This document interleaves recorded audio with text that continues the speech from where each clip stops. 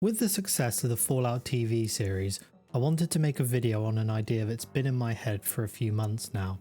The Fallout TV series shows the Prydwen on the west coast, and given that it takes place in 2296, this means that the canon ending to Fallout 4 was either a Brotherhood of Steel victory or a Minutemen victory with the Brotherhood left intact.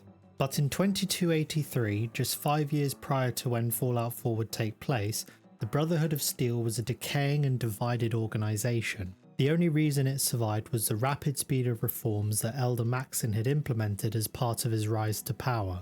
It saw the Brotherhood of Steel return to its original goal of collecting and preserving advanced technology, abandoning its peacekeeping missions which had been the focus of the previous Elder Lions' doctrine, and reintegrating the anti-Lions Brotherhood outcasts back into the organisation. Maxson was also pragmatic and maintained Elder Lions' personnel reforms, which made the Knights a purely combat-focused rank. These reforms allowed the Brotherhood of Steel to recover from near collapse in just a couple of years, and then relocate to the Commonwealth to fight the Institute, a fight in which we now know it was victorious. But what if this wasn't the case? What if, in an alternate Fallout universe, Maxson's reforms weren't the success that saw the Brotherhood of Steel's East Coast chapter become its most powerful? What if Elder Maxson's reforms had failed? This video will be divided into 3 parts. 1, a brief overview of the Brotherhood of Steel's history for context, and then 2 scenarios of failure. If we want to understand where it was likely that Elder Maxson could have failed, we need to understand the Brotherhood of Steel and the state it was in prior to his ascension. The Brotherhood of Steel was founded in the days after the Great War of 2077 by rogue United States Army soldiers under the command of Captain Roger Maxson, who had become aware of horrific FEV experiments by the US government in Mariposa military base. This group adopted the name Brotherhood of Steel and vowed to keep dangerous technology out of the hands of those who would misuse it. After seeing success in the California wastelands, they sent a detachment to the East Coast in 2254 under the command of a former paladin, now Elder, Owen Lyons. Among Elder Lyons' group was Roger Maxson's grandson, Arthur Maxson. Arthur's mother had sent him with Lyons as she was worried that her son would become a political pawn in the ambitions of the other elders. Lyons and the new East Coast chapter of the Brotherhood of Steel marched across the wasteland, hoping to find some remnant of the pre-war US government to connect with. They first reached the city of Pittsburgh, now known as the Pit, but found a polluted hellscape dominated by slavers and raiders. Lyons ordered his chapter to assault the city, kill anyone who resisted them, and save anything of value. Among the ruins of the old city, Lyons' forces found 20 unmutated children. This event was known as the Scourge, and the unmutated children were inducted into the Brotherhood ranks as squires. And this adoption of the Pit children was Elder Lyons' first break with tradition, as most Brotherhood members are born into the service, not recruited from outside its structure. The Brotherhood of Steel then moved to Washington DC, now known as the Capital Wasteland. The Brotherhood took control of the Pentagon, named it the Citadel, and began scouting the Capital Wasteland for valuable technology. It was at this time that the Brotherhood became aware of the super-mutant threat and how it had ravaged the Capital Wasteland. Feeling compassion for the locals, Elder Lyons declared the super-mutant threat to be the Brotherhood of Steel's new primary mission. This second break from traditional Brotherhood doctrine was seen as too much for some members of the East Coast chapter. They raided the Brotherhood's armory and defected, forming the Brotherhood outcasts and declaring that they would remain loyal to the original mission. This seriously weakened Lyons' Brotherhood of Steel, and they were unable to find the source of the super-mutant threat. It wasn't until the aid of the Lone Wanderer that the Brotherhood was able to defeat both the super mutants and the Enclave. Elder Lyons would die in 2278, and his daughter Sarah would assume the mantle of Elder, only to die soon after. Several ineffective elders after this would weaken the Brotherhood further, before Arthur Maxson would rise to become Provisional Elder in 2283. He implemented his reforms, and this would prove his leadership ability, seeing him rise to become Elder. Now, I want to keep this thought experiment grounded in realism. This means there must be a somewhat legitimate reason for failure. With this rule established, there are 2 clear moments where Elder Maxson and his reforms could have failed: failing in his rise to power and failing when the Brotherhood reaches the Commonwealth. Scenario 1. failing his rise to power. It's 2283 and Maxson has just become Provisional Elder of the East Coast chapter and planned his reforms. First on the list, and his most important reform, not just to increase the strength of the Brotherhood, but also to prove his leadership ability to the elders on the West Coast, is to reintegrate the Brotherhood outcasts. However, the leaders of the outcasts are worried that Maxson, who was raised and tutored by Elder Lions, is too much like his predecessor, believing that Maxson's reforms are nothing more than lip service. Because of this, the outcasts refused Elder Maxson's calls for reunification, choosing to remain independent with the intention of returning to the West Coast with the advanced technology that they've salvaged. This would halt Maxson's reforms in its tracks and proves to the Council of Elders on the West Coast that the young and unproven Provisional Elder is incapable of reforming the East Coast chapter. This would lead to the Council of Elders choosing to recall the East Coast chapter and the outcasts back to the West Coast. The Council would need to do this for two reasons. The first is that a dysfunctional and divided East Coast chapter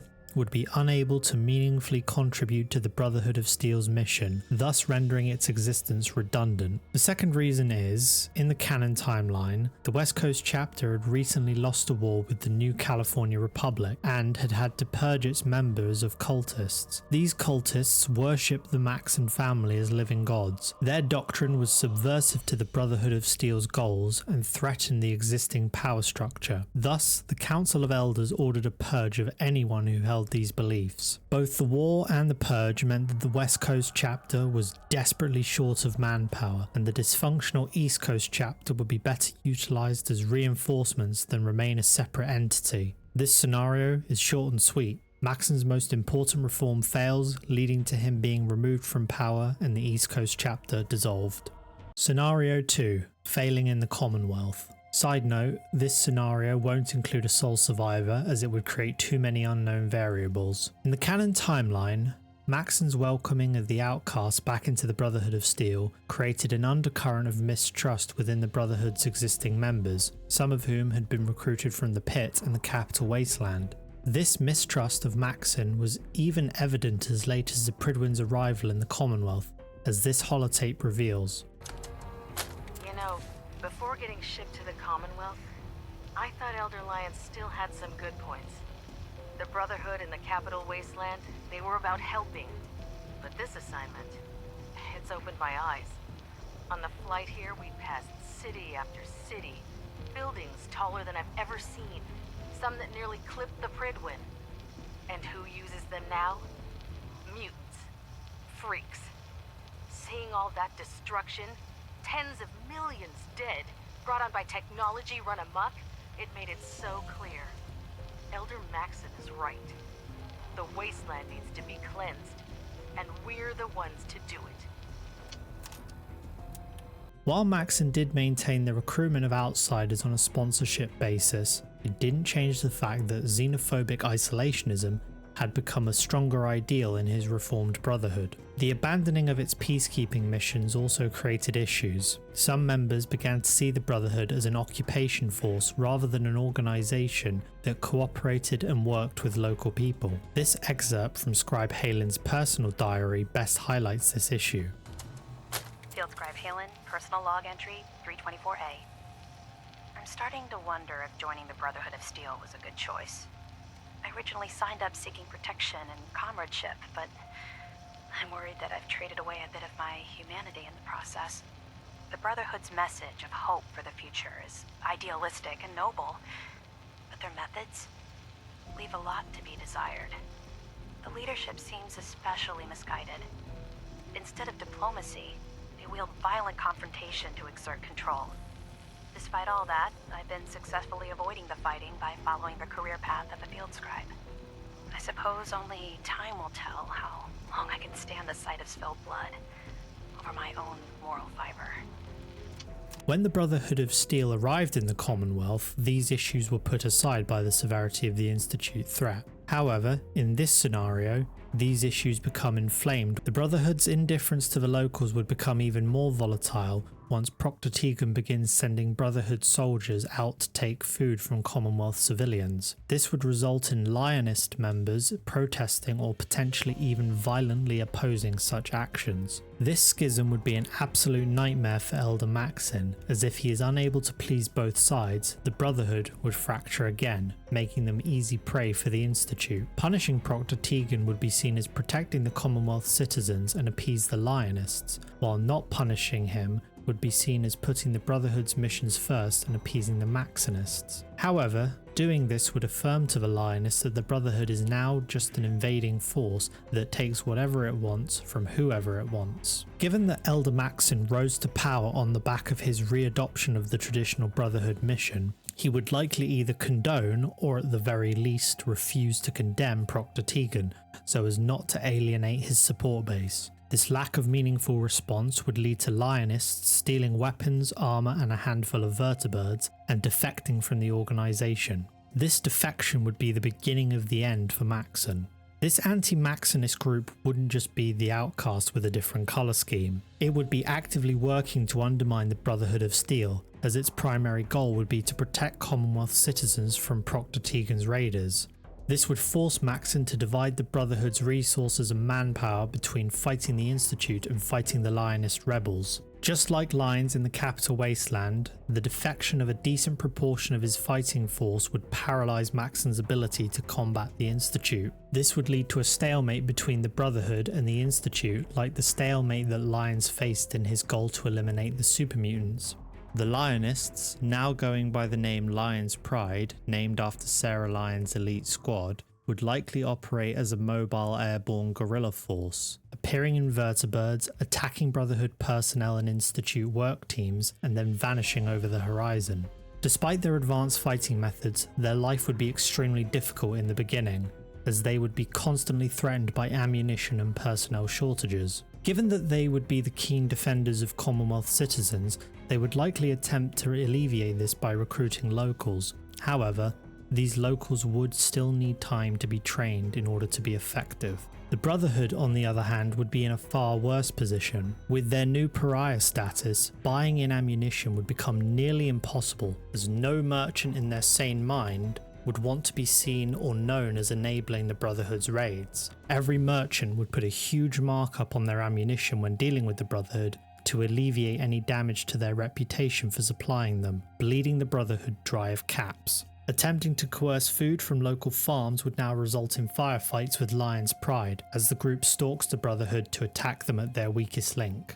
But the real issue for the Brotherhood of Steel, more than ammunition and food, is personnel. Lion's Pride can recruit any local who wants to join them, but the Brotherhood, with its now terrible reputation, cannot. They can't sponsor people into their organisation if no one gives them the time of day, meaning that each loss is now permanent. It would be death by 1,000 cuts. With every patrol and skirmish, even a single death is now an irreversible step towards defeat. Eventually, they would be unable to project their power outside of Boston Airport. At this point, Maxson and his Brotherhood would be forced to end major operations and just sit and wait for their luck to change, like Lions did at the Citadel. Unfortunately, life only gets harder for Maxson from here. With the Brotherhood effectively paralysed, Lion's Pride would begin taking more punitive measures against the Institute. They would eventually infiltrate their facility and use the network scanner to steal the Institute's data. This data would reveal that Paladin Dance is a synth, and this information would be leaked to the Brotherhood. Maxson, who is now isolated, with his leadership being more questioned than ever, would order Dance's execution. However, this would backfire badly. Tired and disgruntled, more pragmatic members would now question how Maxson could dare to reduce the Brotherhood's already dwindling numbers for the sake of ideological dogma. Dance, those close to him, and those fed up with Maxson's failure, would defect from the organisation and go to Lion's Pride, which by this point would be the biggest and most well-supplied faction other than the Institute. Lion's Pride would accept them with open arms, as pre-trained soldiers are hard to find, and Dance has a wealth of knowledge about the Commonwealth from his years-long recon mission. This second wave of defections would be the straw that broke the camel's back. The Brotherhood would now not even have the numbers to keep Boston Airport secure, and the Prydwen would be forced to land as they don't have the numbers to keep scavenging coolant for the engines. Lion's Pride, now stronger than ever, would attack and destroy the Institute, allowing those scientists who surrendered to be evacuated and synths to be liberated. This would be the end of the line for Maxson. With the Institute gone, Lion's Pride would turn its full force against Boston Airport, and every crime Proctor Tegan's raiders committed against Commonwealth civilians would be paid back. Boston Airport would be invaded and occupied. Maxson, Tegan, and any who refused to renounce their loyalty would be executed, and those who surrendered to Lion's Pride would be expelled from the Commonwealth, forced on a humiliating march back west, carrying the message of Maxson's death and the end of the Brotherhood of Steel on the East Coast. This scenario is long, painful, and bloody. Failure would come not in weeks, but in months, if not years. After the first defection, it wouldn't seem like much had changed for the Brotherhood, just fewer major operations, but then it would slowly morph into a reduction of patrols, supply issues, and constant fear of ambush by Lion's Pride. If you enjoyed this video, hit the like button, and if you want to know when my next video comes out, be sure to subscribe. Thanks.